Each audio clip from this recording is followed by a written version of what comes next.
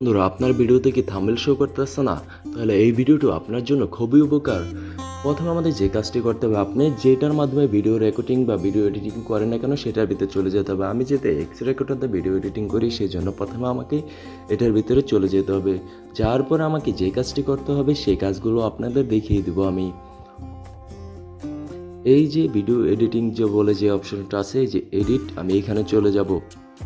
যাওয়ার পর আমাকে যে কাজটি করতে হবে, এডিট ভিডিওর উপর একটা ক্লিক করব, নিউ প্রজেক্টে একটা ক্লিক করতে হবে আমাকে।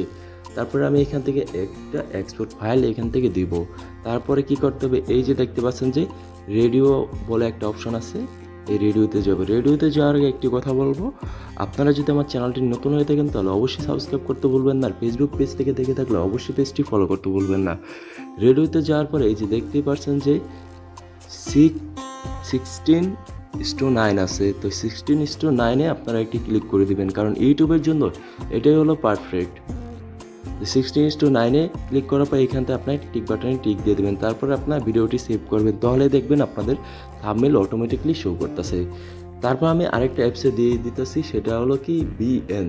তো আমি বিএনে যাব। বিএনে যাওয়ার পরে আমি দুটো অ্যাপসের মাধ্যমে আপনাদের দেখিয়ে দিচ্ছি। বিএনে যাব। বিএনে যাওয়ার পরে এখান থেকে আমি একটা প্রজেক্ট নিব। প্রজেক্টটা নেওয়ার পর নেক্সটে একটা ক্লিক করব।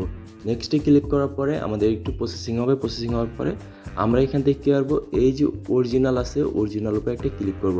তারপর আবার সেম প্রসেসে আমরা কী করব, এই যে এটাকে সিলেক্ট করে দেব। তাহলে দেখতে পারবেন যে আপনাদের অটোমেটিকলি থাম্বনেল শো করতেছে। তাছাড়া কিন্তু আপনাদের থাম্বনেল শো করবে না। তো আশা করি আপনারা খুব ভালোভাবে ভিডিওটা বুঝতে পেরেছেন। যদি আপনাদের কাছে ভিডিওটা ভালো লাগে থাকে তাহলে অবশ্যই আমার চ্যানেলটি সাবস্ক্রাইব করতে ভুলবেন না, আর পেজটি অবশ্যই ফলো করে দেবেন। আবারও বলতেছি, পেজটি ভাই অবশ্যই ফলো করে দেবেন, কারণ আপনাদের জন্য অনেক কষ্ট করে ভিডিও বানাই। আপনাদের একটা সাবস্ক্রাইব আর পেজটি ফলো করে দিলে আমাকে ভিডিও বানাতে উৎসাহিত করে। তারপর এখান থেকে আপনারা সেভ করে দিবেন। এই যে এক্সপোর্টে আবার একটা ক্লিক করলে কাজ হয়ে যাবে। তো আজকের ভিডিওটা এই পর্যন্ত, দেখা হবে পরবর্তী কোনো ভিডিওতে।